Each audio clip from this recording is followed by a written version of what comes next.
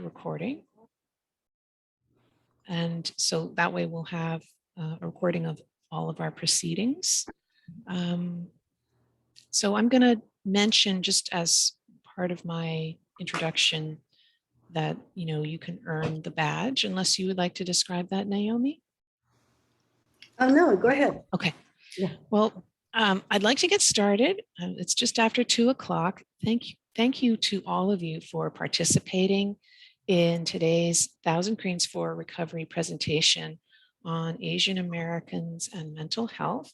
Michelle Yang is our guest speaker today, and Naomi Mizushima, the founder of 1,000 Cranes for Recovery, is going to welcome you and explain more about the organization and all the wonderful things that she's doing.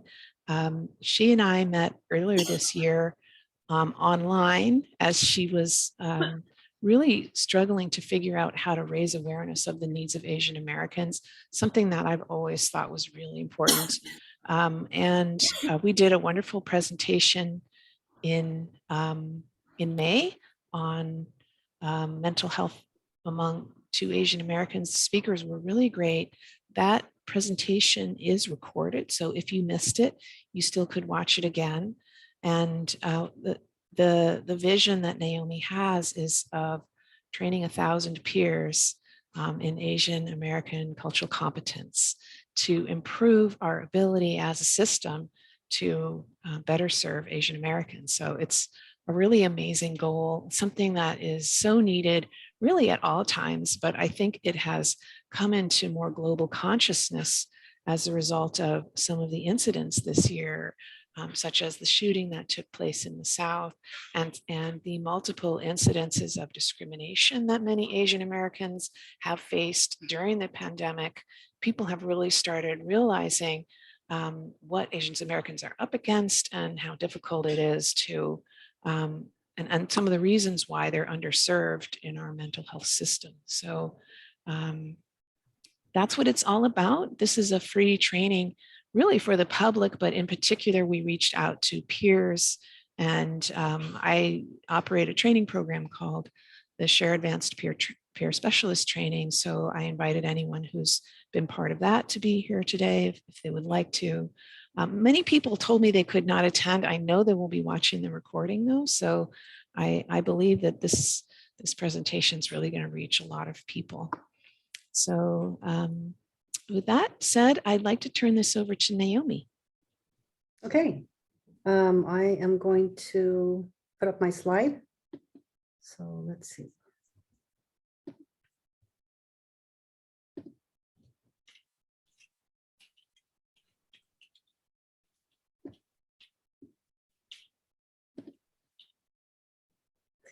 Okay, the 1,000 Cranes for Recovery is based on an old Japanese tradition where friends and family get together to unite to fold these beautiful 1,000 origami cranes to collectively wish for someone's recovery.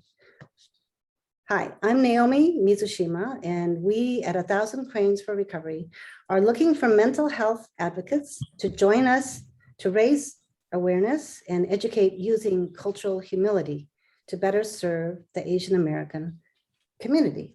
I'd like to start by sharing my story on culture and how it impacted me and my family. I was born to post-war immigrant Japanese parents, and I grew up in an upper middle class white community, small town, Boulder, Colorado. And I found that I have very different perspective as an Asian American compared to other Americans. For one, I didn't understand how much culture retained from my ancestral land had impacted my life until I was older.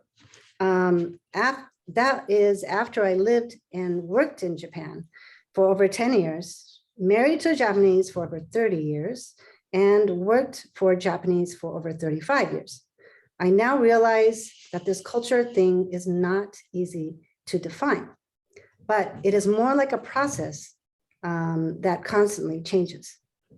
Culture affects my everyday thinking, perception, values, behavior, even food, and everyday choices.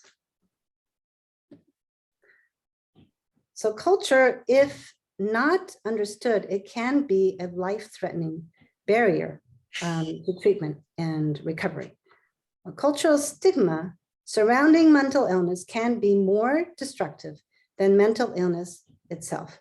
So for the longest time, I had a difficult time understanding how my father, his elite social status took priority over everything. Most of all, it took priority over his severe personality disorder, which was never acknowledged nor treated. Now that I understand that the reason was cultural stigma delayed my PTS treatment for 50 years from childhood trauma. And more importantly, cultural stigma delayed my son's treatment for over 12 years. So instead of dealing with the stigma and getting treatment, we as a family, including my son, swept it under the rug, hoping it would go away, but of course it didn't. Now I realize that cultural stigma delayed our family's treatment and caused damages which could have been prevented. So where does cultural stigma come from? Well, to understand this, you have to first understand about group mentality. And there's, pros and cons for any type of culture, especially for group mentality. And Japan, being a homogeneous society, is actually a really good example of a group mentality of what this is. So if you can imagine a country that is half the population of America, and in an island, living in an island that is smaller than the state of California, and 80% is mountainous, which is kind of difficult to live, and then less than 2% are foreigners. So you can maybe imagine that why strong group mentality and culture was actually established in order to maintain law and order. It's kind of like a smooth running clock. So Japan or Japanese emphasizes on group extends far beyond the family. It runs through every part of their lives. Every Japanese person's life is centered in the group, and not belonging to a group is the same as non-existence. So to be part of a group is not only socially important, but it is essential for survival. The nail that sticks out is pounded down. So in other words, if it means that if you are different or stand out in the Japanese society, then there can be serious consequences, such as being shunned from society, shame, losing face, or even suicide. So the graph on the right shows that how most developed countries had shifted from psychiatric hospital-based treatment to community-based treatment. But Japan still remains as a psychiatric-based treatment, basically isolating mentally disabled people from society because of cultural stigma, mostly because of cultural stigma. So here are 5 reasons for 1,000 cranes for recovery. Number 1 is that Asian Americans are 3 times less likely to seek mental health treatment compared to white Americans. Number 2 is that Asian Americans are experiencing a surge of social stressors, as what Libby had mentioned. So, for example, despite the increase of awareness, against anti-Asian crime, hate crimes, anti-Asians hate incidents is poised to surpass last year's 150% surge, with now over 9,000 reports. Sadly, most of them coming from California and also from New York. So on the right, that is a fact sheet on suicide from Pacific Clinics. So this is kind of surprising, but API women 65 and over have the highest rate of suicide among all 8 racial ethnic groups. I didn't really know that, but suicide is now the 2nd leading cause of death among Asian American youth, 15 to 24. So suicide increased by 170% That is from 2005 to 2010. So 1 out of 11 have serious suicidal thoughts. Number 4, Asian Americans are the fastest growing ethnic group in the US. California has the largest Asian American immigrant population in the nation. And then 5 is Asian Americans are diverse, consisting of over 50 ethnic groups, 100 different languages, and of course, culture is very, very different, yet remain one of the most underserved and ethnic groups. So now I'd like to introduce our special honorable guest speaker, Michelle Yang, and she is a well-known writer and speaker for mental health advocacy. Please welcome Michelle Yang. Let me get off of this. Thank you so much, Naomi, for that really warm welcome. I'm gonna go into share screen right now. So hopefully that works.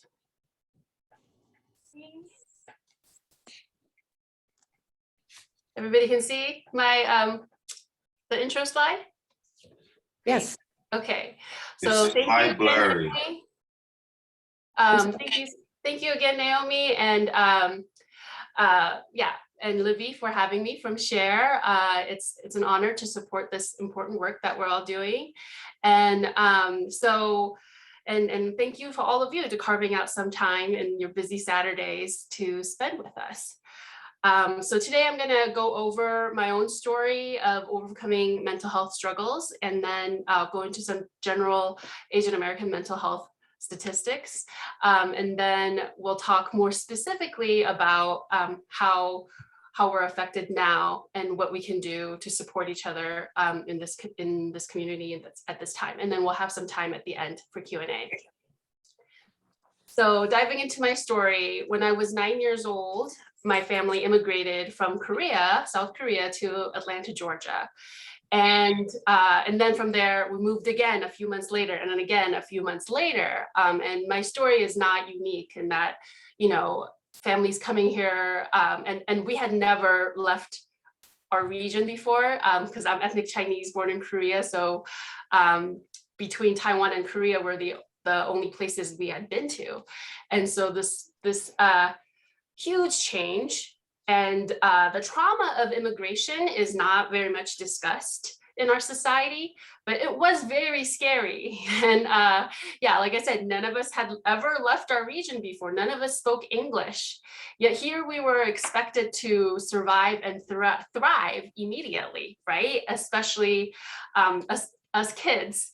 And not to even mention, the trauma of being a refugee. So I was just an immigrant, but there are a lot of people in the Asian American community who are refugees or adoptees, and this is even more complex. But our society in general tends to leave not a lot of room to process this, because we're just supposed to be grateful, right? To be here and grateful for our life in America. But, no one thinks about the fact that you can be grateful, because I am extremely grateful, but you can also acknowledge how challenging it can be. And, so my mental health struggles, I feel like really started at age 9 when I immigrated, and I felt really isolated. I felt homesick, I felt depressed, and I couldn't sleep, a lot of anxiety. And I couldn't share with my parents because they were also struggling, and they kind of depended on us a lot to succeed, because they said it was because of my brother and I that they made this big change. And even when the schools I know recognized that there were struggles, they kind of brushed it as there's culturally different, it's cultural sensitivity. So we just should kind of sweep it under the rug, because, I eventually grew up in a suburb of Arizona. They just thought we were too different for them to make kind of heads or tails of us. And as a result, I never was able to access the help that I needed for several more years. And my family life was rough. I was under so much pressure that I felt consistently threatened, and I sought help from my school counselor. So I went to my school counselor, and I went to my teachers, and I went to my parents. But this was the late 90s, especially. No one seemed to know what to do with a high achieving, because academically by this point, I had learned English. So I was a translator for my parents. I was working at the restaurant a lot, this restaurant that we owned. And they didn't know how to help me, because they just chose to believe this, like, well, she's a high achieving student. I wasn't showing signs that I was involved with drugs or other more activities that people recognize as red flags. And but I actually had mania. I was experiencing severe depression. I was going weeks without sleep.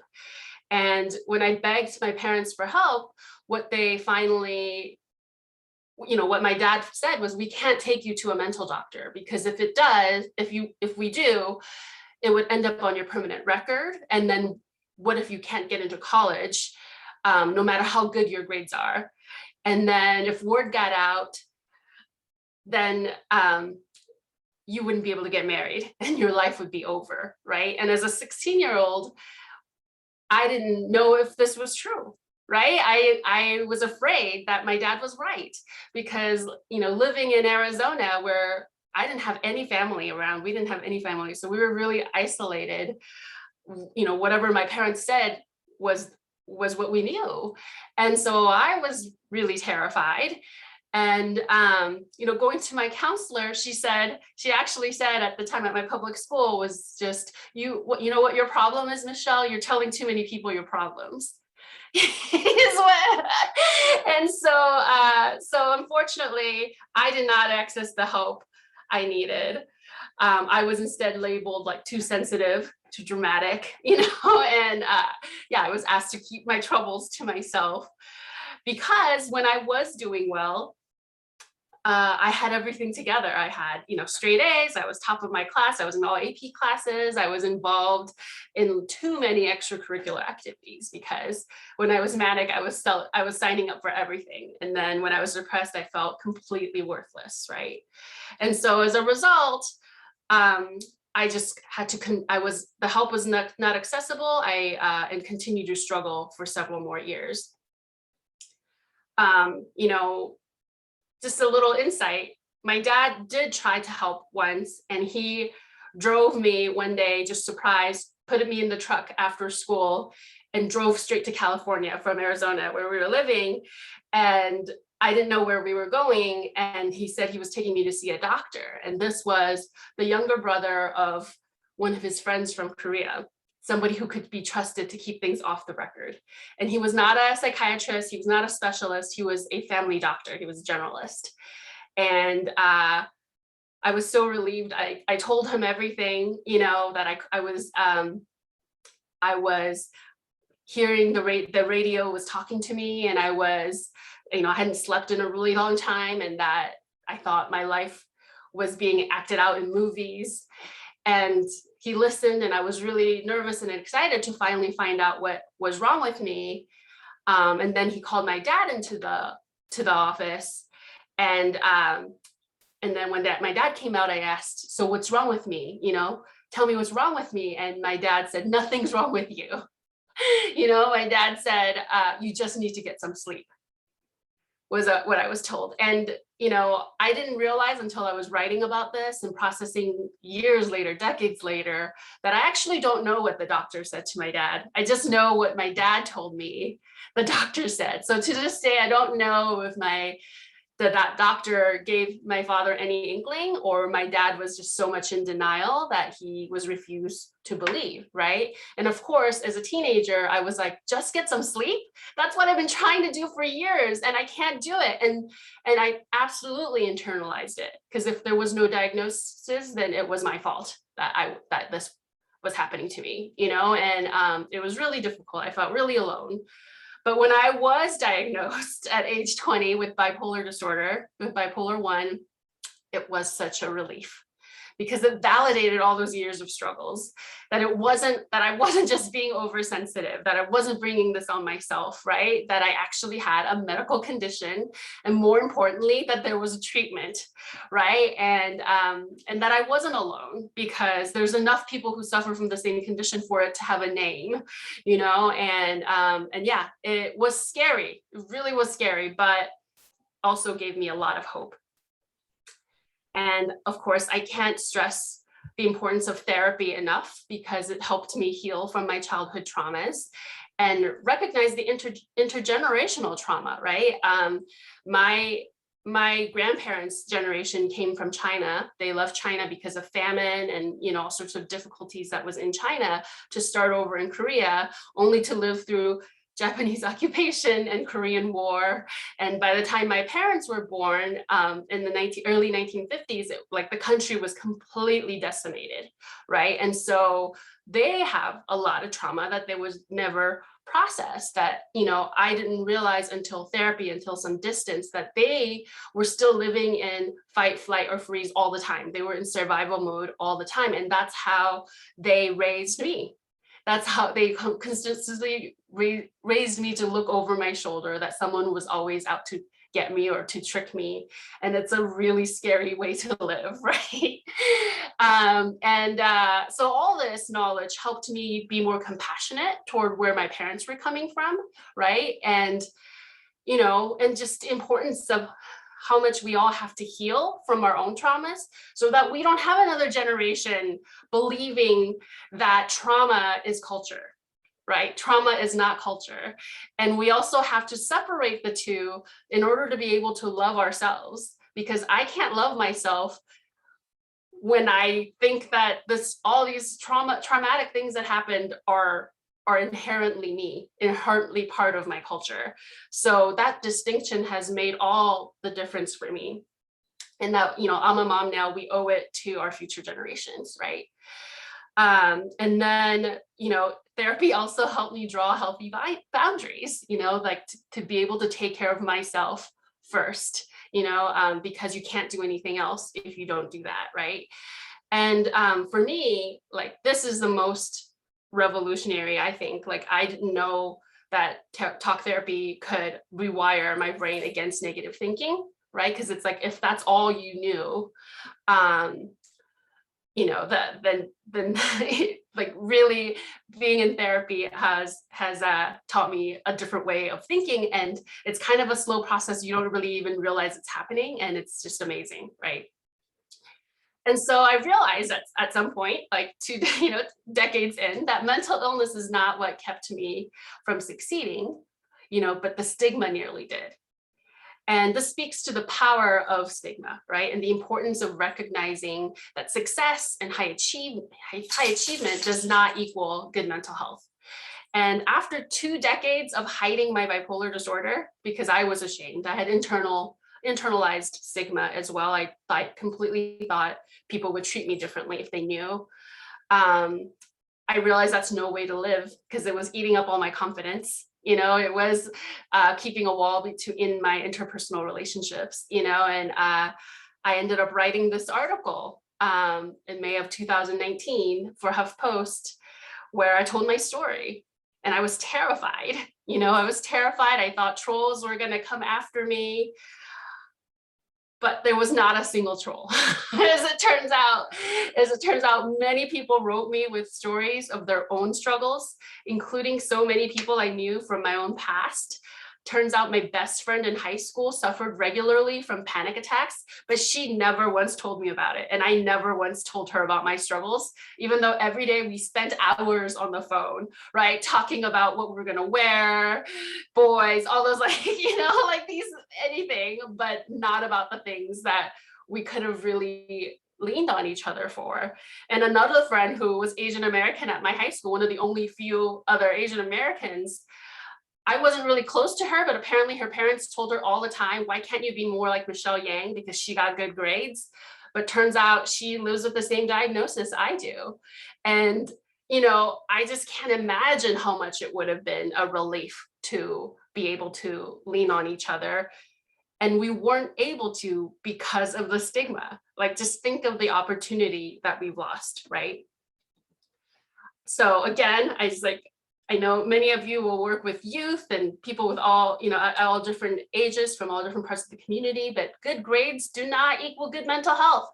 We would never say a soccer star can't get cancer, but we kind of seem to think the straight A student will have a perfect life, will not, it's that they're kind of immune to struggles or something like that. I know we're getting better awareness, but there's still that kind of misconception where we think, a CEO is not immune to physical health problems, but it's like, oh, people are shocked when Anthony Bourdain dies by suicide or Kate Spade dies by suicide. Why? Because on paper, they have dream lives for the most of the world.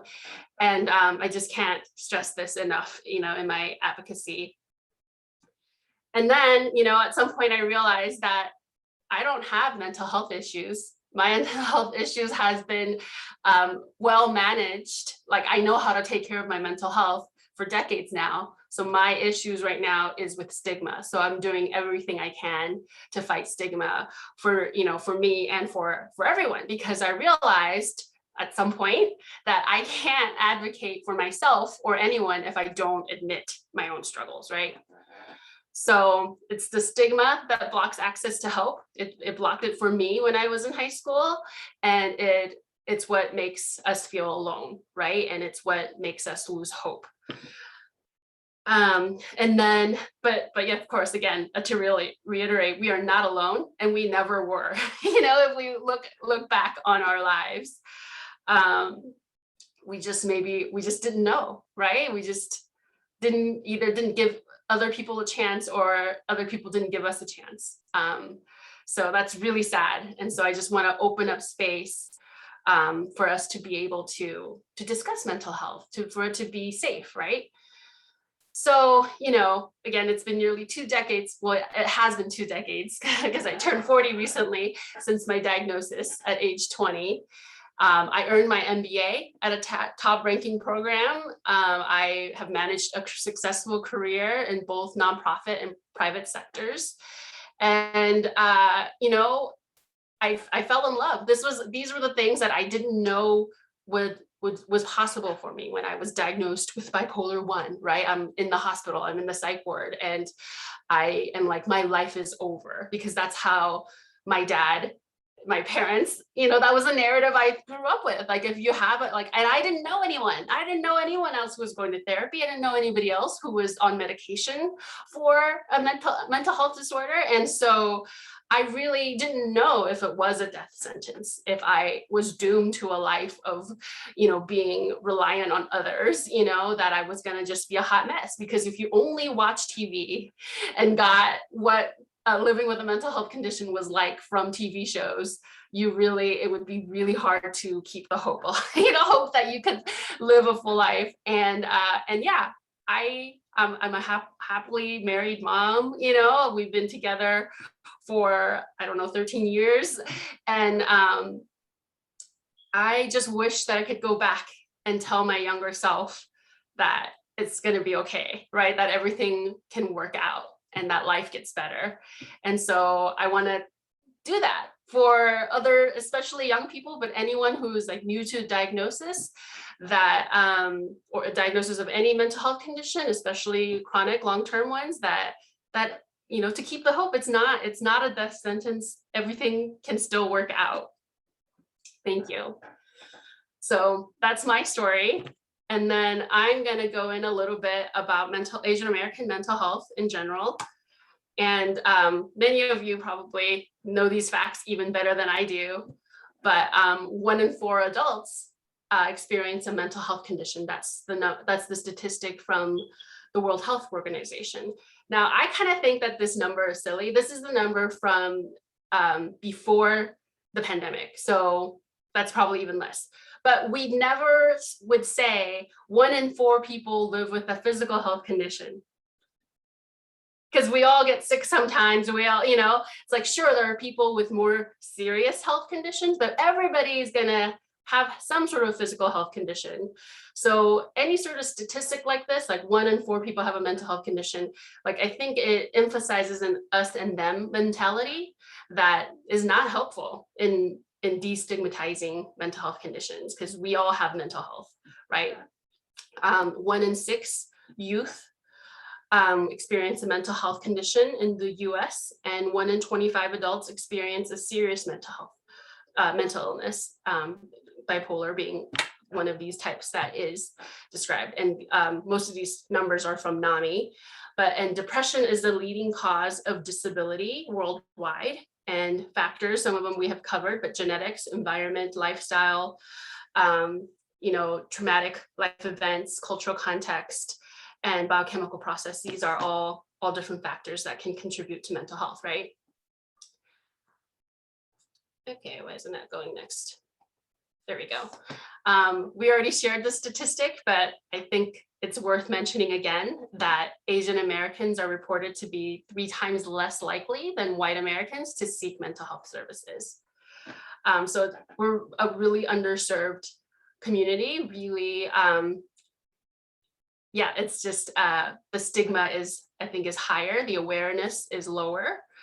And this was also mentioned before, suicide is the leading cause of death for Asians 20 to 24.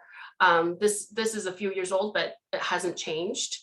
And for youth, 15 to 24, so this is a younger range, but including 20 to 24, that it's a leading cause of death as well. And for females in grades 9 to 12, 20% more likely to attempt suicide as compared to white female students. So, and I want to mention the Southeast Asian refugees and the high, like 70%, right, rate of PTSD, which is not surprising given what they've been through and what their families have been through. And I also like to call this out because, again, the diversity of experiences that is all lumped into Asian America, and AAPI, like we are not a monolith, right, by far, but because, we are the fastest growing people of color community in the US, but it's still only 6%, right? Only 6% of the population and growing, but it's 6%, which is not a large percentage. And so I think the temptation is high to paint us with the broad brush, but we're very different, and the different communities within our community are dealing with different types of issues. And I thought this was just interesting to include because there's, we're all immigrant community, or, I know there's some that like 5th generation Chinese, but still have a lot of immigrant family mentality. Comparing, like say Korea, where I'm from, has one of the highest suicide rates in the world, 2nd highest suicide rate in the world. And Japan traditionally had really, really high suicide rate also. It had gotten better in recent years. It was steadily in decline. But then this last year, because of the pandemic, I think all the numbers have gone up for everyone. And Japan is one of the countries as well. But if we look at it, I know it's such a big problem in the US, 1.5 to 2% is the suicide rate in the States, but it's higher. It's higher in Japan, 2 to 2.5%. And then in Korea, I think, it's like closer to 4%, and it's quite startling. And then, this is just kind of interesting for me. It's not scientific. The sources is scientific, is correct. So suicide is almost 800,000 worldwide.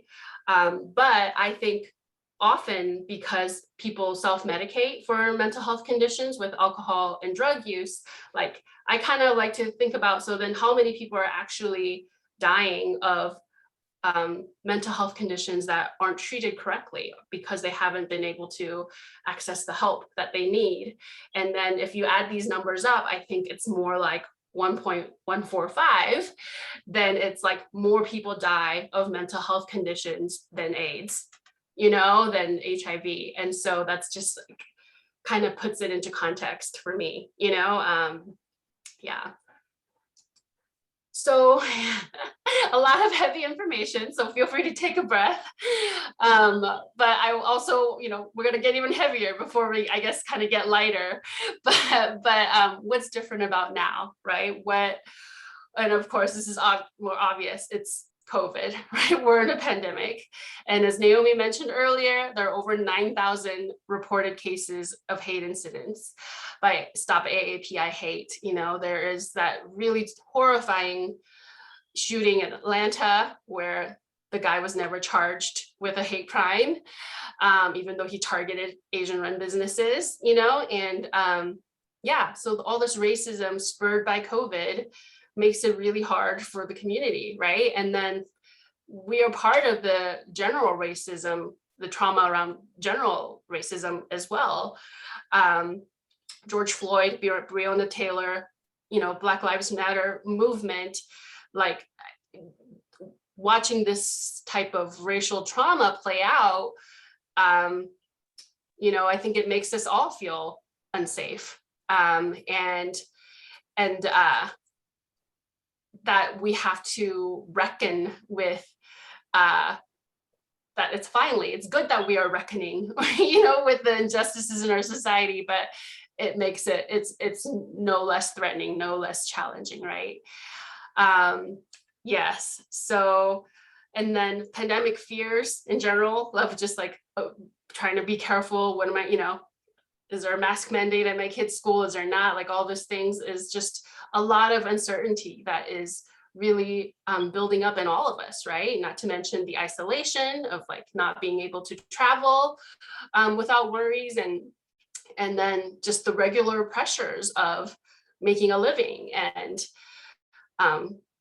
that is just an extra layer of complexity right now. And because of a lot of the people who are experiencing hate incidents are elderly in the community, I think a lot of us worry for our family, right? A restaurant with my brother, and I have additional worries for them, because it's a higher risk industry, right? And of course, they also suffering economically through the pandemic as well, because Asian businesses were hardest hit during the pandemic. So I think with a lot of Asian Americans who maybe don't have the vocabulary around mental health symptoms, or want to acknowledge that it's might be mental health related, why they are struggling, they show what they do acknowledge, and what they do show is somatic symptoms, right? Physical symptoms. So they can report changes in appetite, trouble sleeping or sleeping too much, so changes in sleep patterns, stomach aches, increased muscle tension. These are all signs of stress and anxiety that maybe like these are the things that people are more willing to talk about when they view mental health as such a stigmatized topic. So, what can we do to protect mental health and offer support? It's, I think, obviously encouraging everyone to practice self-care.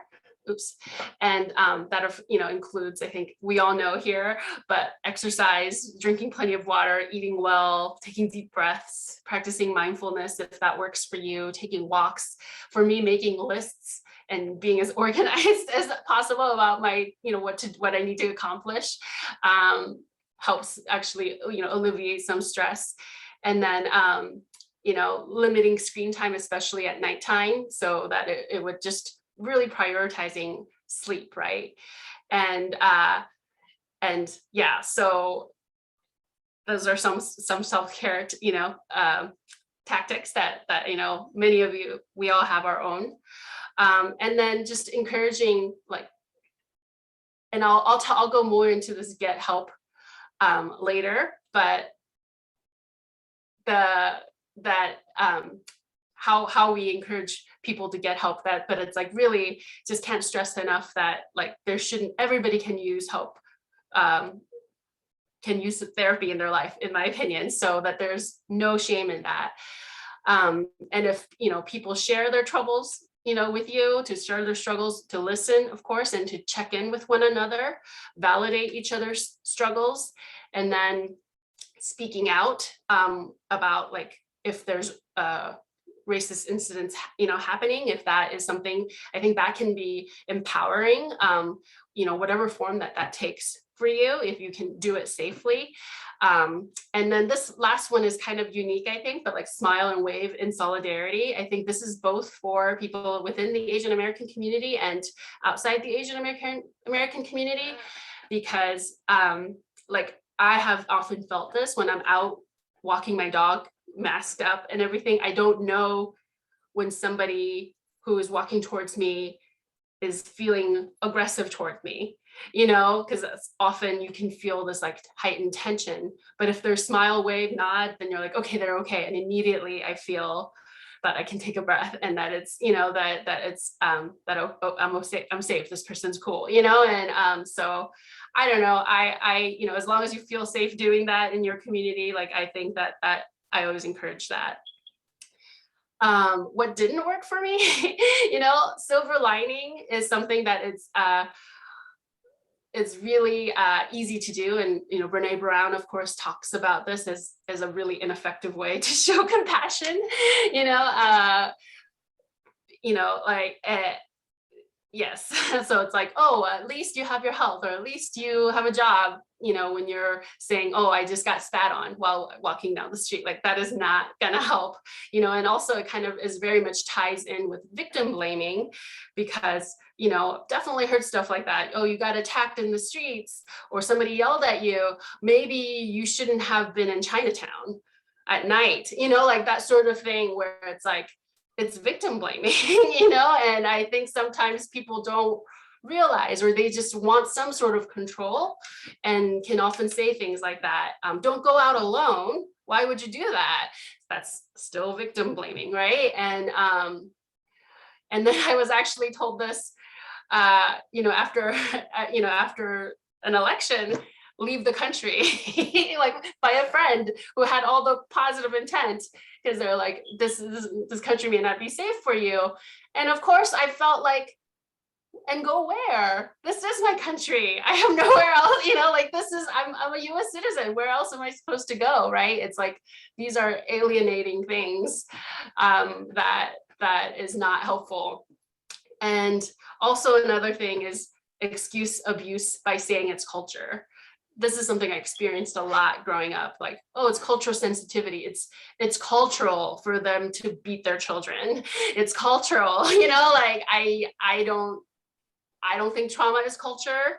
I don't think it needs to be passed on. I think when you blame culture, because how I grew up was like, oh, because I'm Chinese, then it's okay for me, even though it's not okay for my friends. And it was really bad for my self-esteem, that I deserve to be treated worse than other people. Yeah. So, and then another thing we can do is offer help and ask for help to report incidents. So AAPI, Stop AAPI Hate is the organization that's been collecting all these reports of hate incidents. I experienced a couple of incidents when I was living in Seattle, and I never reported them. I don't know why, and I'm a very, outspoken. I wrote articles about them. So that's how I fought back, I think, but I didn't report it to Stop AAPI Hate. But I think if a friend encouraged me or said, maybe if you feel weird talking about it, I'll report it for you, I think it helps validate and gives importance. So I think as a peer specialist, trying to serve the community, if these issues come up, this might be a helpful thing to do. Of course, taking bystander intervention training is super helpful. There's all these free workshops that you can sign up for in this at this website, ihollerback.org, and they're a nonprofit organization. And so that you can be prepared to react safely as opposed to the fight, flight, or freeze. And the 5 Ds that they go over are distract, delegate, document, delay, and direct. So I think just even hearing those 5 Ds is like super helpful. But of course, when you take the workshop, they'll go into detail. And just find community, like in solidarity. So it goes such a long way, validating each other's experiences, and recognizing, and this is a mouthful for me, but attributional ambiguity is exhausting, right? And I don't know if everybody knows what that means, because I didn't when I first learned it, but it's like, when you go out and have a experience where somebody's being really hostile towards you, and I don't know if it's because I'm Asian, I don't know if it's because I'm a female, I don't know it's because I'm fat, I don't know, is it because they're just rude, you know? And so that not knowing, you know, and that's not unique to me as an individual, right? It's unique to, you know, most people, most marginalized people in marginalized communities. And so, yeah, that's exhausting. That's exhausting to show up like that in the world every day, right? So that's some, you know, a lot of stuff and some tactics on how to help right now and how to show up for yourself and each other. Some additional resources I wanted to share is, you know, one is the Stability Network. It's another great nonprofit that I'm part of, that I volunteer with. And, you know, this is formed by people living with mental health conditions. And what I love about this is my favorite part. If you go to our stories section under Stability Leaders, there's over 100 members listed. I'm on this list as well if you scroll down at the bottom, but like photos of them, what they do, what condition they're living with. So when you're newly diagnosed or think you have something and you're worried that it means your life is over, here's all these smiling people who are doing just fine, you know? And I think it's so reassuring that it's, you know, it's so helpful for me. And the actual network has over 200 members, but there's over 100 on this page. So I share this with every talk I give because there's power in numbers. We're not alone. If you need, you know, I go here for reassurances sometimes, you know, like, yeah, as much as you need. And every time I go, there's new people, right? And then there's the Asian Mental Health Collective, which is a very active organization, nonprofit as well. They do a lot of different programs, but this therapist directory, I think, is really, really helpful. It by state, and actually there's some international as well, but it's Asian Pacific Islander and South Asian American therapist directories. And I found some therapists for myself through this directory that has been tremendous. Yeah. And then just that there more and more people are speaking out. I think this is a great bridge to talking to older generations. That's a question that I often get. How do you talk to my parents who just don't get mental health conditions, you know? If they know of David Chang, I guess not every parent generation does, but it's like, you know, he has recently written about his bipolar 1 in his memoir, Eat a Peach. And just knowing that you can still have a successful life, you know, as long, you know, receiving treatment, and like he's still healing. He's not perfect, you know, yet none of us are perfect. You know, he admits in the book a lot how many people he's hurt when he wasn't in treatment. Like just making it a safer place in the world to talk about these issues, right? And Esme Wei-Jun Wong wrote The Collected Schizophrenia. She lives with schizoaffective disorder, you know, very successful person. And not that all Asians have to be successful, but, you know, I just think that it's easier to talk to parents or, you know, or just people in general who hide stigma, that it's like, no, you can still do whatever you want to do, but treating your mental health helps you get there. It's not preventing you from getting there, right? Doesn't make you get farther away from your goals. And Asians Do Therapy is another wonderful podcast. It's a podcast by a Asian American therapist in the Bay Area. She's fantastic. So yeah, I would check out this podcast. And yeah, I think that's it. That's all for me. And so, yeah, I know there were some questions. Yeah, let's open it up. Hello, this is Mary. Hi, Mary. And I'm actually a facilitator Hi. for your segment. Yes. So I'm going to open my video up. Hi, everybody. No, oh, I was going to introduce you, Mary.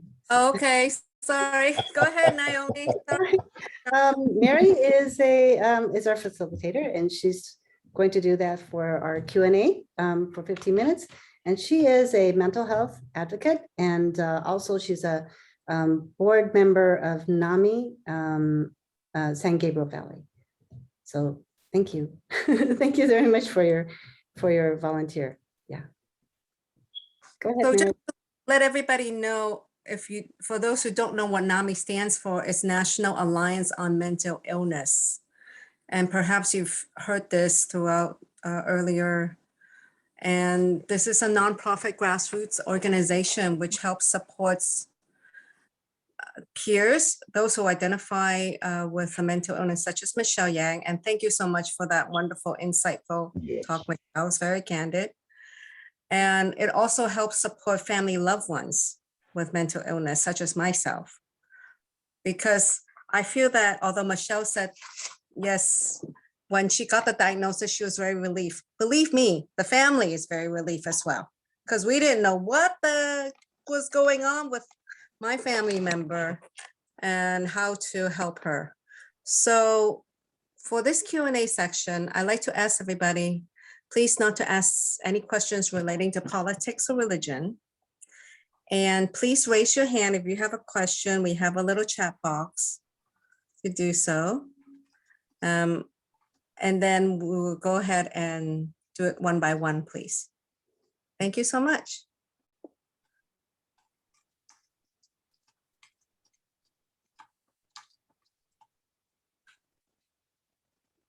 Oh, okay. You're switching your hand. I'm not sure who that.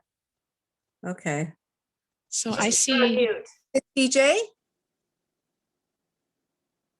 Oh, you're on mute, TJ, DJ. you're muted. Oh, I'm sorry. There you go. How's that? Okay. Hey, do you have Okay.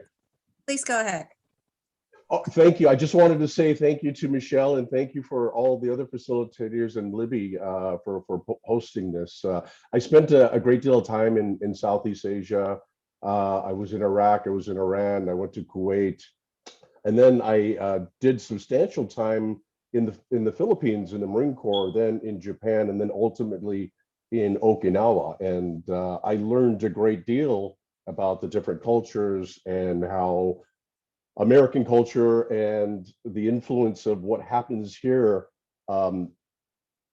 doesn't always translate over to the American families. And I'm considered a Creole American, which is a very diverse culture. There's Black, but we have a very strong European connection. And in my family's specific case, I have a great grandfather who fought the Japanese in World War II in the Philippines. And so he brought his wife from the Philippines back to the United States. And so we have Filipino blood in our body. So I am Asian American. So it's weird. You would look at me and say, oh, TJ is Asian American, but I am. So TJ Jones is an Asian American. But that was all I wanted to say. Thank everyone for the participation. And I'm happy to be a part of this. And I'm learning so much. And man, am I ignorant. I had no idea I was so ignorant, really. I'm ashamed almost. Thank you so much for sharing, TJ. Yeah. Thank you. Glad you're here. Thank you. Don't ever use that word shame. It's really shouldn't be in our vocabulary right now. True. We're here to share. Oh, Miss Libby, you're next. yes, thank you, Mary.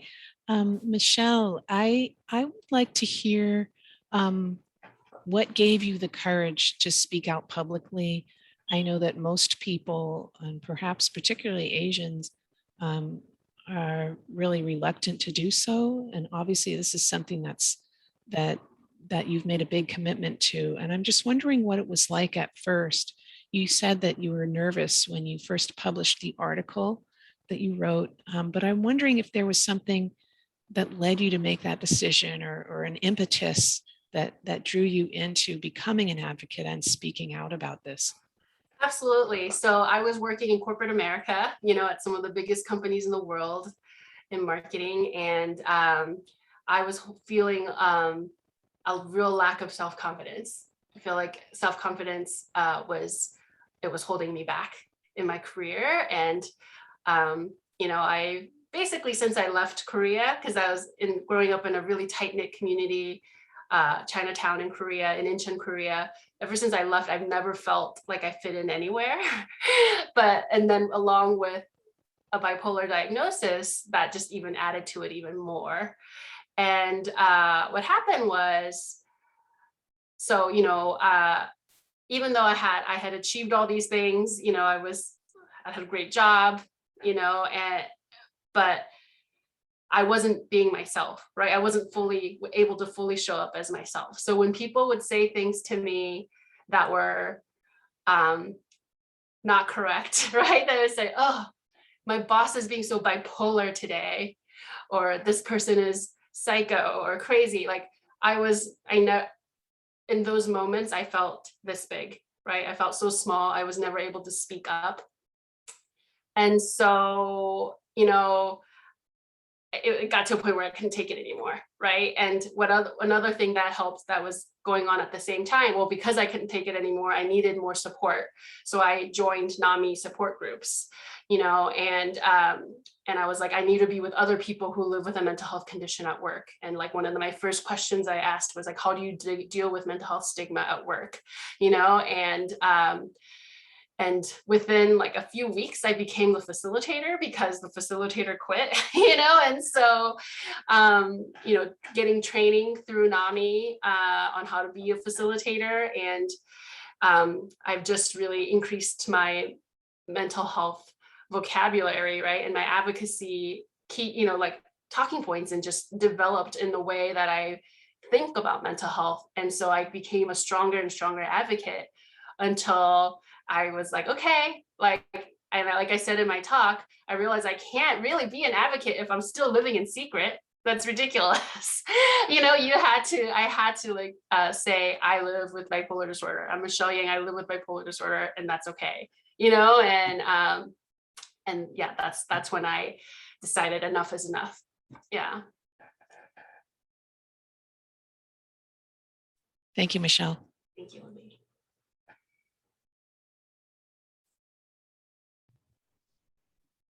So Mary, I think there's John and Libby wanted to ask another question too. Yeah. Yeah, Michelle, can I ask you, why is it that Asian Americans are so less likely to seek help for mental health conditions? I mean, you said the number is really shocking, how small it is, versus other things. Is it cultural or other factors maybe? Yeah, so I think, I will speak for myself and also like reiterate the diversity that lives under the Asian American umbrella. So I think different segments of population have different reasons, right? Like, but in my experience, the lack of access to help, like I explained, was my parents were in denial, right? Like they didn't want to acknowledge it. They're just like, oh, this is just her being a teenager. She'll grow out of it, because there's so much shame associated with mental illness that they didn't want to admit that is in our family, right? And so that's my parents, but I know that I've heard from others where it's like a pray it away culture, if that it's like they preferring to seek more spiritual counseling, but those again shouldn't be mutually exclusive. You can do both if that's what you're into, right? Like there's a lot of and then there's the financial barrier for a lot of people. A lot of people in the Asian American immigrant community, there's who struggle financially, and they don't. My parents ran a small takeout restaurant.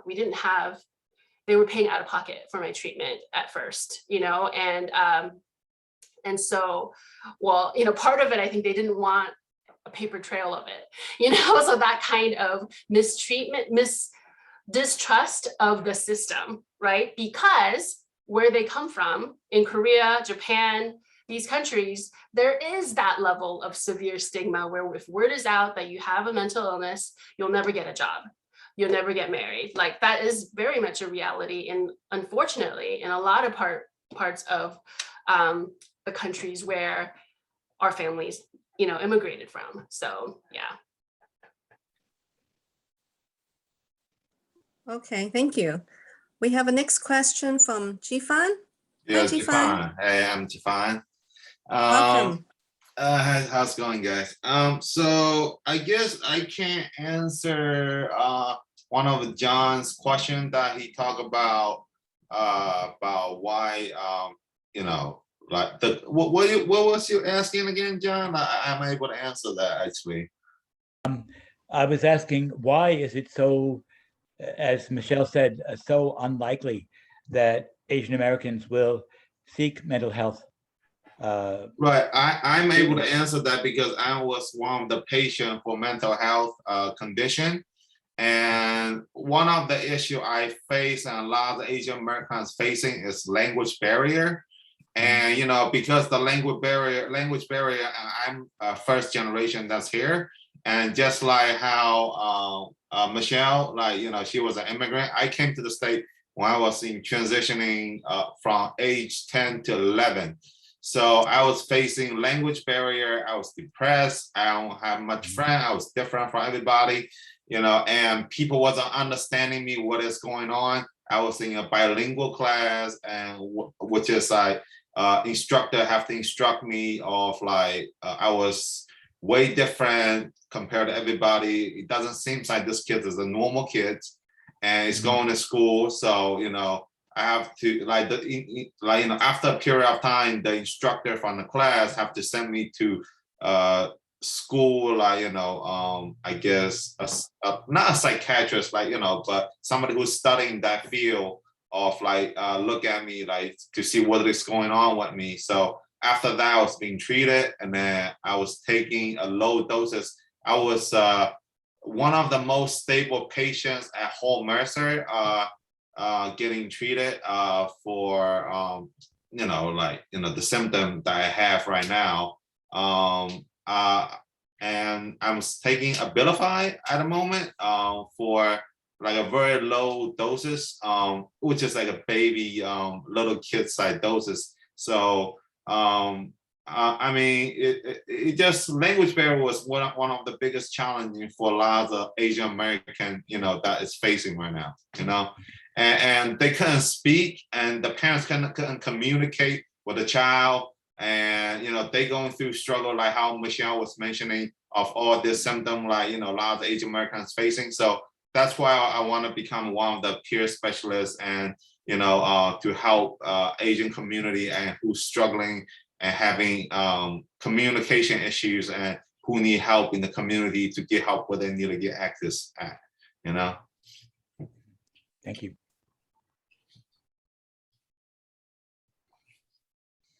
Libby will be next. Thank you. Thank you, Jifan, for your interest in being part of this workforce. We really need more folks like you. So I hope you do become a peer specialist. I do speak like 3 languages so far. So I speak my hometown dialect, Mandarin, and English. So hometown dialect, which is Fuzhou dialect, I picked up that language through like my classmate who's in the United States in the class while I was going to school.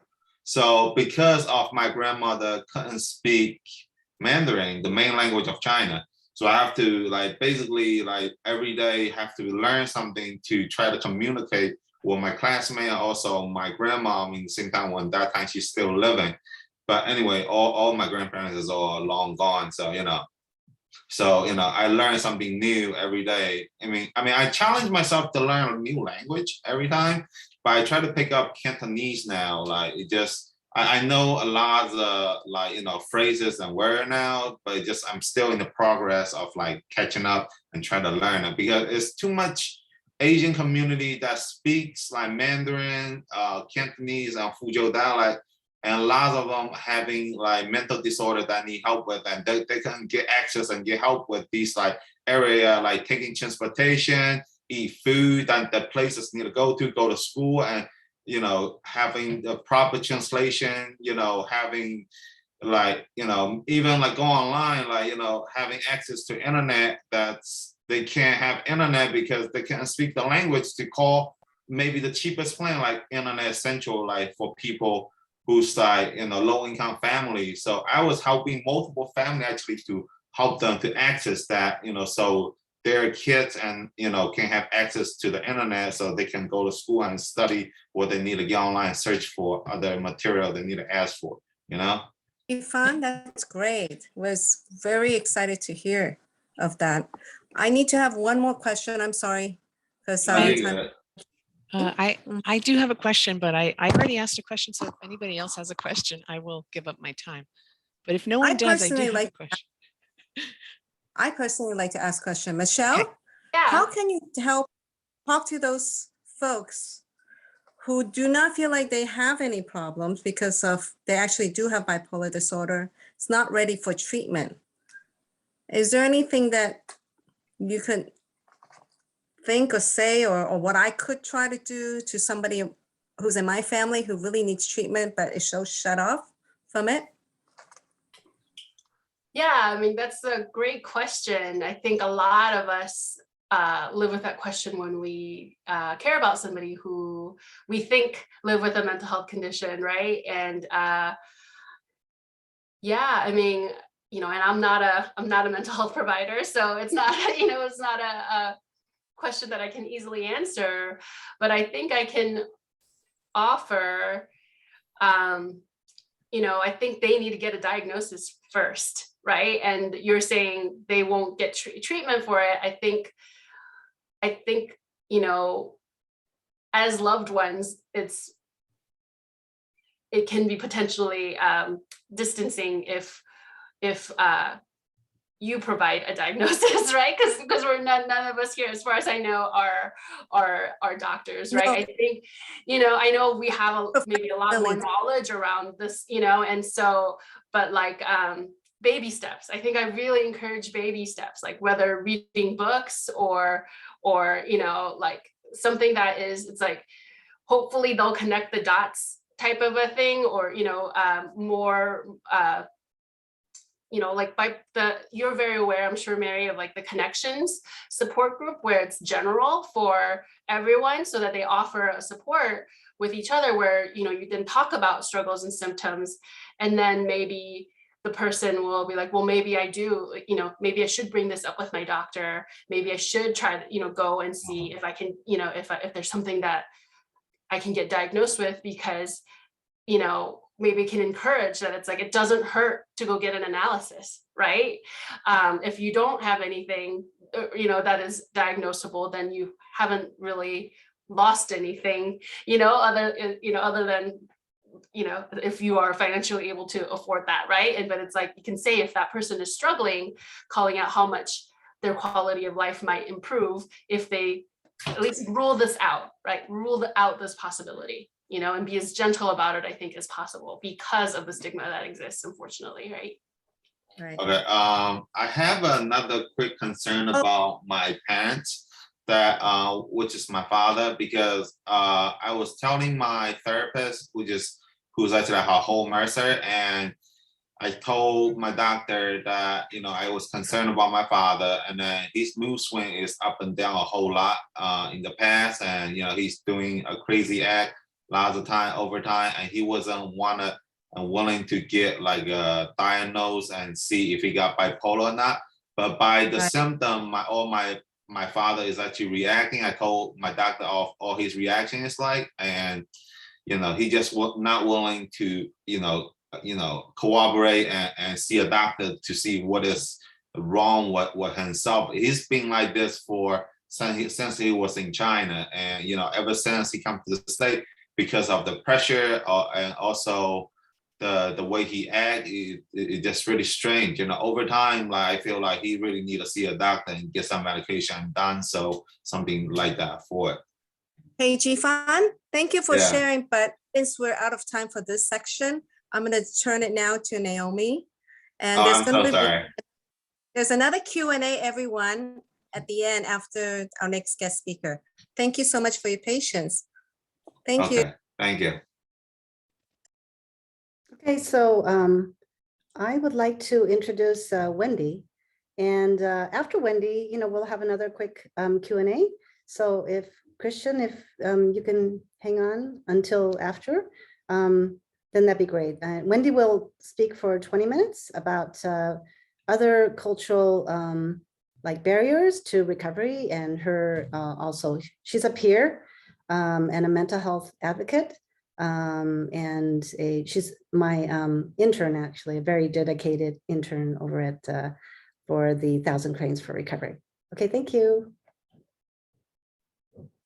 Hi, everyone. Thank you so much for being here with us today. My name is Wendy, and like Naomi has said, I am a peer, and I will be doing a quick presentation on Asian Americans' experience with mental illness, and I will be speaking from my personal experience. I'm going to go ahead and share screen.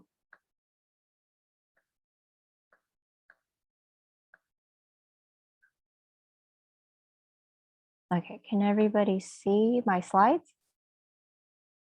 Yes. Okay, thank you. Yeah, so quick introduction about myself. I'm a 1.5 generation Chinese American.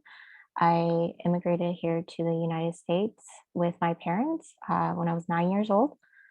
I have experienced persistent depressive disorder ever since I was 9 years old. I was diagnosed with major depressive disorder since I was 20. I'm still on the road to recovery right now. I'm on medication and still having therapy to help me prevent frequent relapses. And the reason why I'm doing this presentation today is because some things I'll be mentioning will resonate with a lot of other Asian Americans in the community. I think this will help to make them feel like they're not alone, finding some condolence and solidarity in our mental health condition. And the other is to help individuals outside of our ethnic community to understand how our culture influences our experience with our mental illness, as well as what factors contribute to the development of our mental illness. Okay. Now, the first thing I want to talk about is the model minority myth. This is a concept that's been popularized in the recent Stop Asian Hate movement. And it hurts because it generalizes Asian Americans into a single stereotype. It sets up expectations on how we should behave, and it prevents proper allocation of our resources.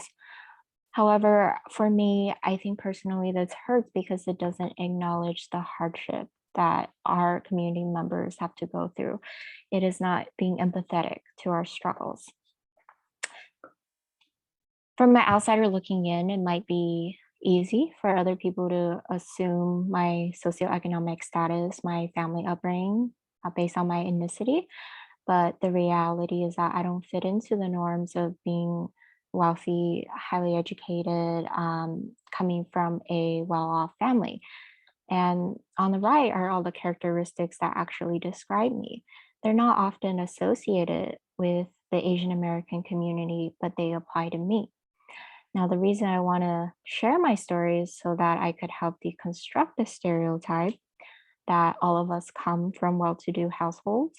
And because of that, we live happy, successful lives, because some of us don't. And even for the ones that are from well-to-do households, we aren't necessarily happy.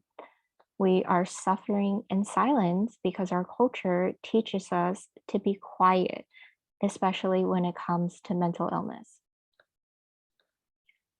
Now, a very important value in our culture I want to mention first is Stoicism. And this is endurance of suffering. And it's a virtue that came from teachings of Buddhism and ancient Chinese philosophers. This is problematic because as peers, we know that prolonged practice of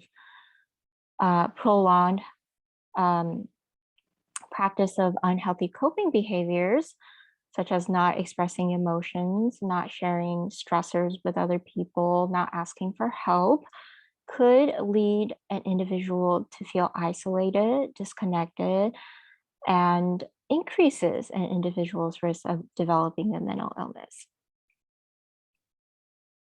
Now, phrases like, I love you, I'm sad, I'm down, I need support, are phrases that are not being communicated in our households.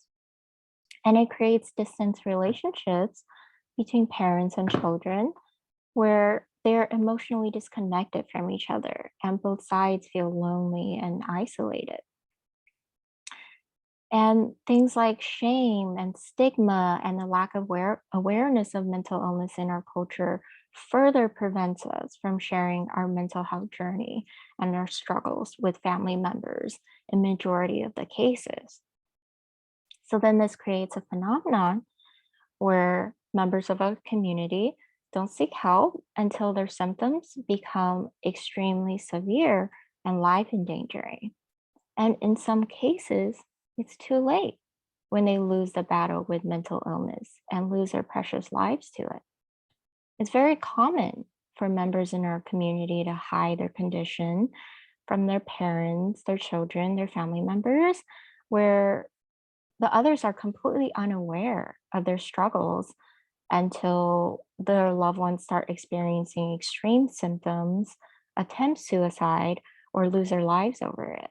And that's when they start really listening to their loved ones' feelings, consider their emotions, and acknowledging their mental struggles.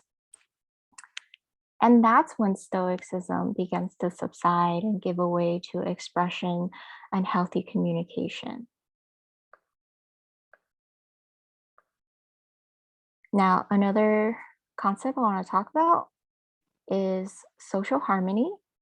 And the concept of social harmony is a thought that originated from Confucius, who was a philosopher alive 2,500 years ago. And his school of thought was the premises of basic education at the time and also the foundation of traditional Asian culture.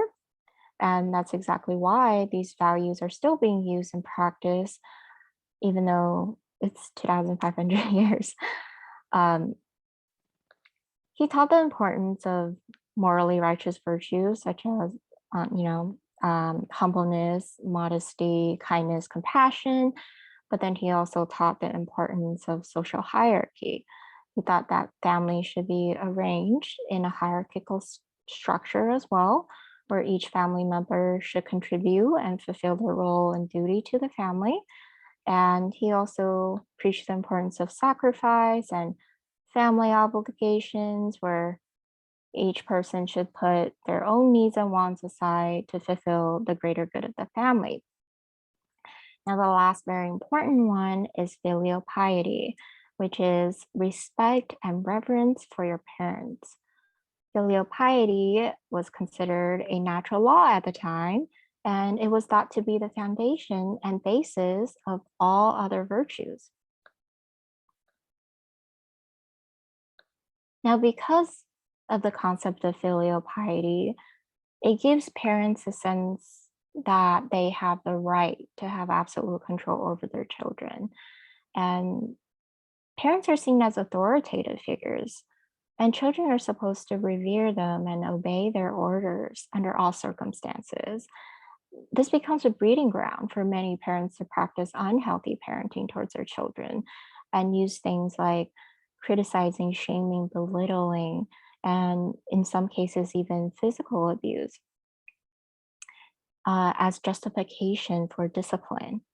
And this, unfortunately, this is something that is very common in Asian households. And we hear about things like criticizing a lot, but we don't hear about physical abuse as often, but it is going on. And experts feel that the statistics in child abuse in Asian households are underreported because parents are seen as authoritative figures in our culture, and that leads to children to not want to report to authorities.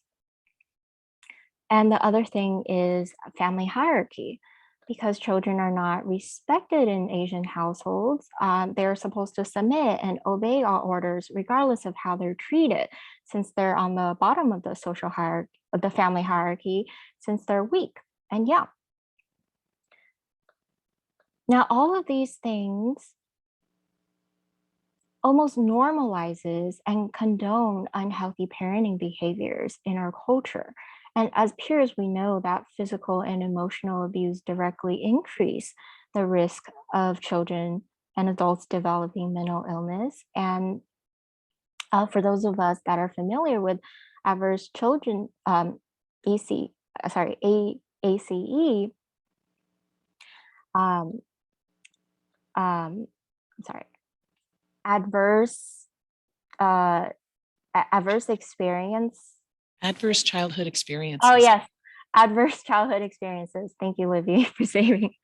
But yeah, and for those of us that are familiar with that term, the more of those experiences you have, the higher the correlation of negative outcomes in life. Okay, and lastly, I want to touch upon family obligation and sacrifice. This is another important value that's part of the social harmony concept. And it's an idea that an individual should put their own needs and wants aside to meet the needs of the entire family, which often translates to placing all the burden of having a better life of the entire family on one single individual. And a lot of times immigrant children are supposed to be the savior of the family that moves everybody up the social ladder with them. And it leads to children feeling stuck and unable to escape from the amount of pressure and social responsibility that are placed on their shoulders. However, the conversation could be reversed as well, where parents that are first generation immigrants place pressure on themselves to create a good future for their children. So in either generations, the amount of environmental stress that comes with the concept of sacrifice and family obligation could easily lead an individual to feel stuck, helpless, and hopeless, which puts them at higher risk of developing mental illnesses. Now, as we close the conversation, I want to share a few important points that I think are helpful when working with Asian American clients. We have to keep in mind that it is very difficult for Asian Americans to seek help because of these cultural values that are ingrained in our upbringing. And a lot of us don't have the family support to help us through the recovery process because their family members simply don't believe in it, and which makes the recovery journey a lot harder. And family is an important cultural concept in our community, so much that if family is the cause of an individual's pain and trauma, it's still very difficult for some people to remove themselves from those stressful triggers, because estrangement is frowned upon and it's seen as an embarrassment. So in conclusion, it's very important for us peers to show understanding and acceptance of these cultural values that influence Asian Americans' mental health journey, whether they decide to seek treatment or not, or what type of treatment they do decide to seek, and whether they decide to continue with not. It's very important to show empathy and understanding. Okay. And lastly, I just want to talk quick bit about ways to get involved. We do have a Facebook page. It's called 1000 Koreans for Recovery. And if you scan the QR code, it'll direct you. I will also put the link in chat as well. And then if you are interested in attending our future trainings or want to get involved with our project, you could email our project Gmail. It's 1000 Koreans for Recovery at gmail.com. Thank you. Okay, thank you so much, Wendy. And everybody, I mean, it's wonderful. So we can go into another section of Q&A. I think it was Christian that had the next question, or was it Chris? Libby, can you? It was Christian, yeah. Christian, Do you want to unmute yourself, Christian? Oh, okay. Hi, hello, can you hear me? Yes. We can hear you. I just want to say I learned a lot in this training about the emotional disconnect on, Asian Americans and Asians in general, about why and the stigma. It's very knowledgeable because it's the opposite for me in my culture. especially with my family, where they had my support and my, to seek help. So I just wanted to say that I learned a lot and I appreciate it. And something else, is it different for a second generation Asians, Asian Americans to seek help, or is it the same? You can, Michelle, is that directed to Michelle or Wendy? Both, maybe? Yeah, just in general, who can answer me? I mean, I personally think it differs family by family, right? I think I was saying, because it's like, my family, actually, we hugged a lot and we said, I love you. So, I think the different levels of assimilation is different per family too, on how quickly you do that. That is not to say, my parents didn't beat us, they did. My dad still beat us. There was still a lot of verbal abuse and physical abuse. But yeah, I think I think that's why it's like, all, especially because Asian American is like so many different ethnicities and cultures, that I think it's hard to, I think, Wendy shares some wonderful information that I absolutely, see a lot of value. And I think because of the Confucian base, it's definitely, Wendy and I both come from Chinese background. It's like more focused on the Chinese belief system. And I think is, very accurate for that, but may not be for Filipino, right? May not be for Hmong, so, and as far as your question, Christian, about whether second generation immigrants are as reticent to seek help, I think, again, it depends on the family. I think it depends on the individual, on how independent they are, how stigmatized the household they grew up in, how educated they became, how aware they became in their own personal experiences. Just like, I think I would encourage just to think about outside of it, like, because there's a lot of stigma on mental health, just regardless of culture, right? So we're talking here about Asian Americans specifically because there's a higher level of stigma, but say, we'll say white families, say the grandparents' generation were really reticent about, acknowledging mental health issues. Like, how likely is the generation after that? Like, the Smith and the Joneses might react completely differently, right? So I think it's the same for Asians. Wendy, do you want to add on to that? Sorry, I didn't really understand your question. Could you explain to me, Christian? Thank you. Is second generation immigrant children, when they grow up and have kids themselves, are they more open, or Yeah, I would think so. Yeah, I think like the barriers that prevent Asian Americans from seeking treatment, it's several components, and a big one is culture and stigma, and the other one is simply the lack of education and awareness, because the older generations are very much into superstition, using natural phenomena to explain things that they can't explain. And so science and psychology are really things that are not being taught and utilized in a lot of the older generation in helping to understand things like bipolar or schizophrenia.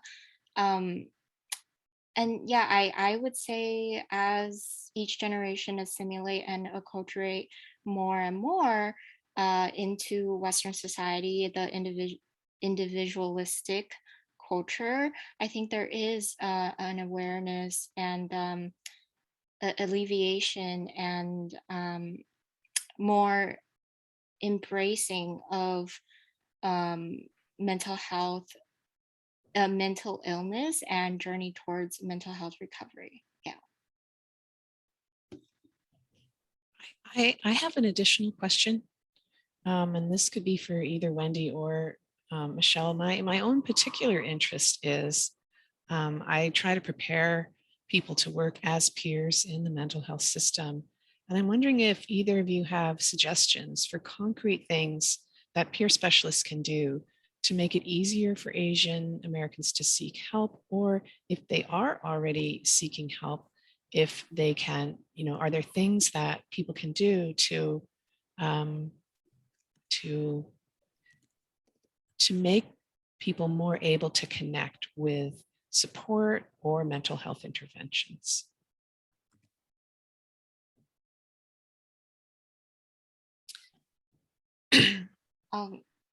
I want to share a little bit. From my personal experience, I think going to support groups with people that I identify with in terms of ethnicity and race is something that makes me more comfortable with sharing about my experience. For example, I go to NAMI's support group, and although I live in Orange County, I go to the one in Cinco Valley because I know that that is an area where it's predominantly Asian, and there's more people who could associate and identify with my experience. So personally speaking, I think being able to converse and being in an environment where people are ethnically and culturally similar to me is something that makes me more comfortable. Yeah. Thank you. Michelle, do you want to? Yeah, I agree with Wendy, and I know I kind of pointed it out once before, but I do feel kind of a little uncomfortable with generalizations about Asian Americans. And I know, Wendy, like you had spoken about older generations all believing in superstition, and I think there's over 1 billion people of a different generation, and I know we're kind of talking in broad strokes. I just want people outside of Asian American community to recognize that it's like, it's not everyone. There are some families who are very supportive, that like really recognize mental health condition. I think it sounds like Mary, you're one of them, who was really relieved when your loved one received the diagnosis. My parents were in denial still. So I think it sounds like my parents were more like your parents, Wendy. So I totally understand your perspective. But I ran a support group for several years as well for NAMI, and Wendy, sounds like you are involved with them, because I know that we come from a diversity of experiences, right? Asian American or not. And so I just really, really want to distinguish that we do not all have the same experience. Our parents' generation, of course, is not all the same. The older generation is not all the same. So that I would love to clear that up for me. And then Libby, your question about how to encourage more. I mean, that's it's such a hard question, right? How to encourage people who are so reticent about seeking help.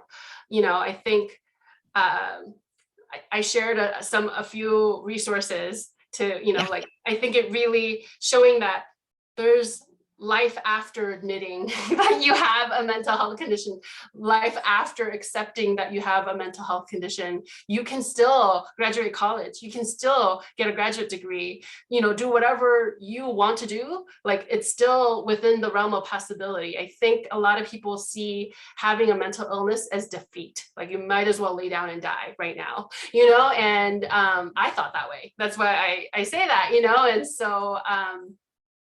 so I think it's just, it's that education, that, sharing stories like this. I think it's so amazing what Wendy is doing, sharing her story, what Naomi is doing, like making it okay for us to talk about. I think we are really making progress, especially in the pandemic. It's made it really okay to talk about mental health.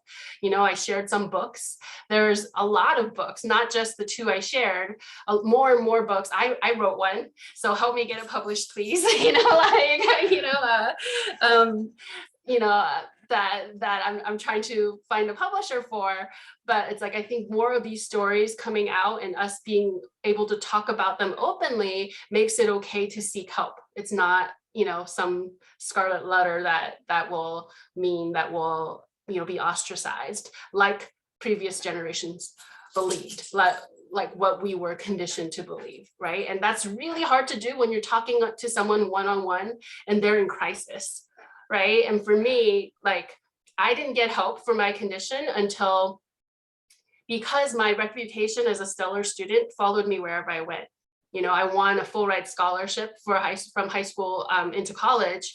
And it was a really prestigious program. So everybody was like, oh, she's a Flynn scholar. So of course she's going to have anxiety. But she's fine.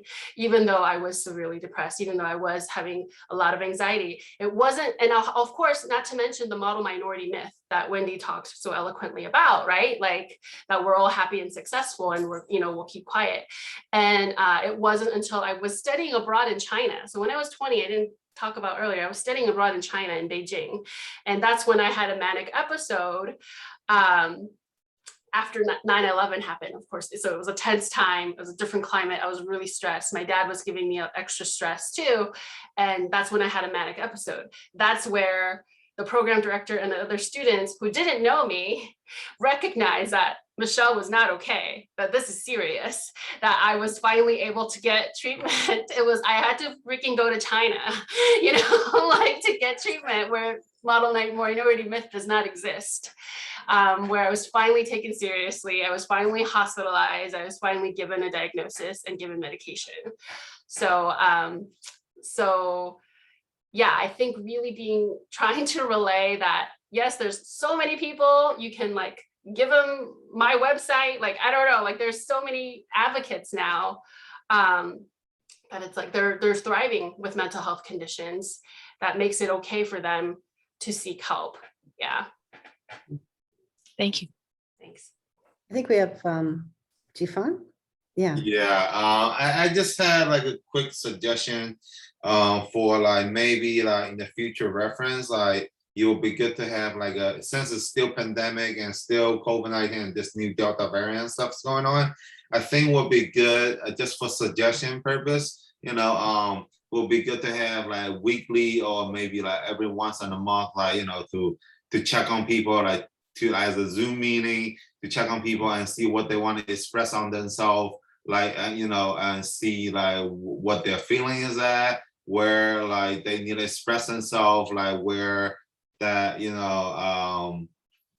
communication wise, like in each ethnicity of like in the Asian community, say I'm Chinese and there's a Cantonese group, and every single group that there will be a separation in each other group, and will be a better communication, helping people that, what they need to succeed and understanding each other in this Asian community thing. Since we talk about Asian community willing to help each other and kind of, I'm willing to help.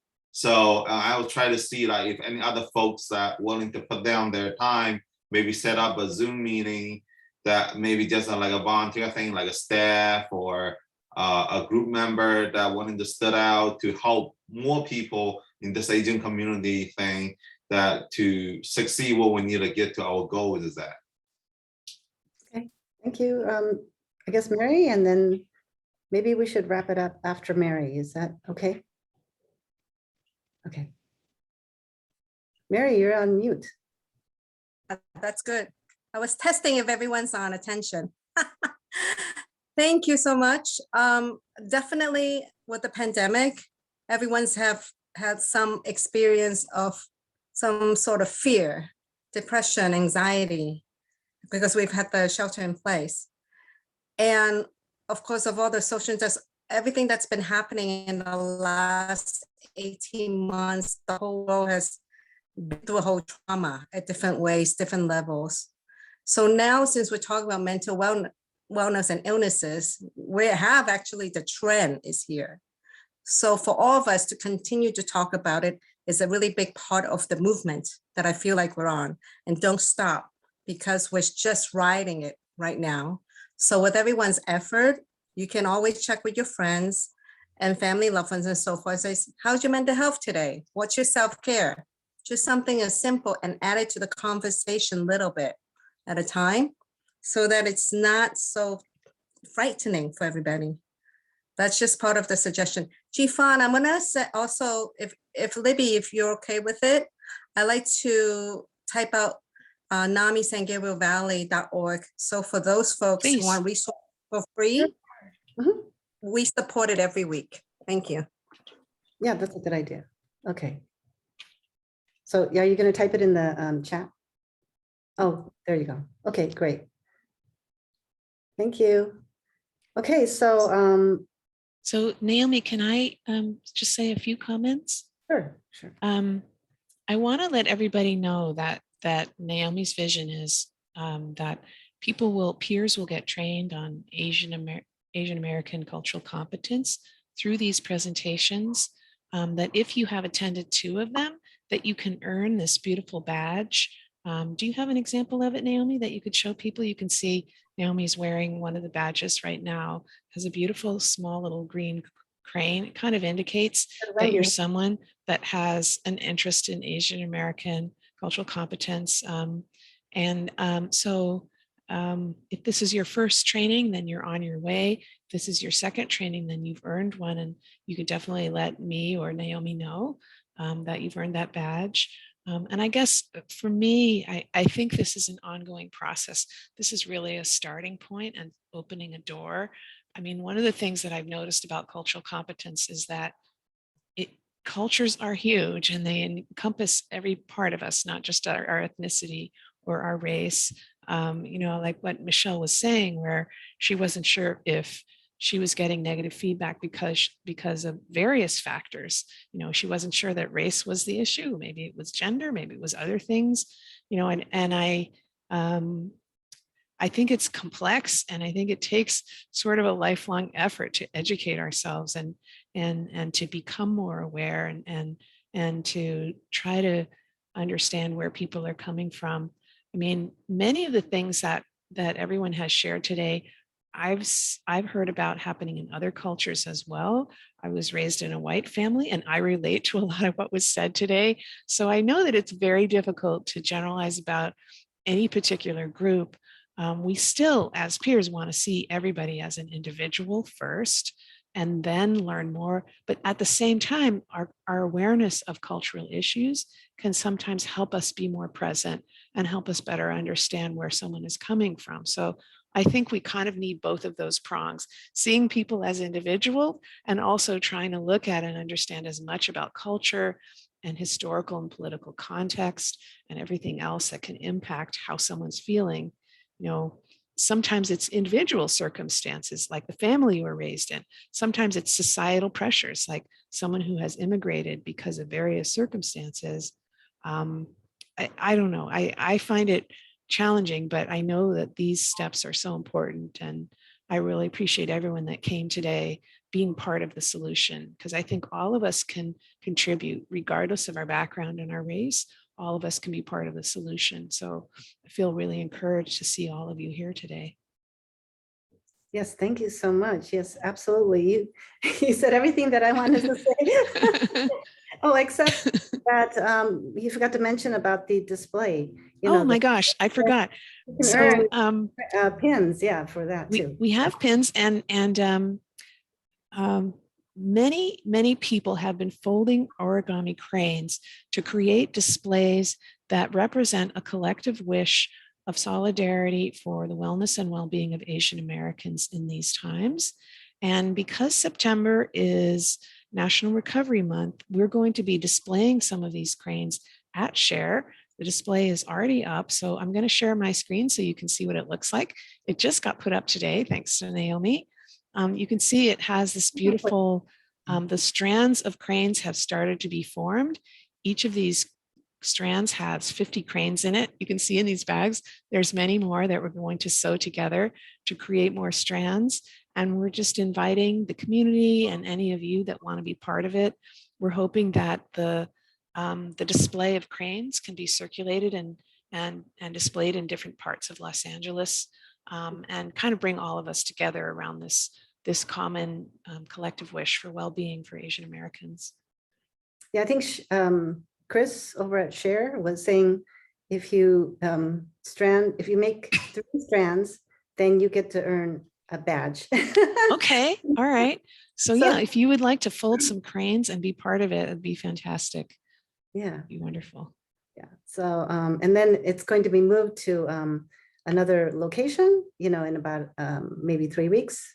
And then we're hoping that it will be moved around and people will be able to contribute, either by folding the origami crane or by making those strands. And probably making those strands is a little bit easier than folding those cranes. Yeah, probably so.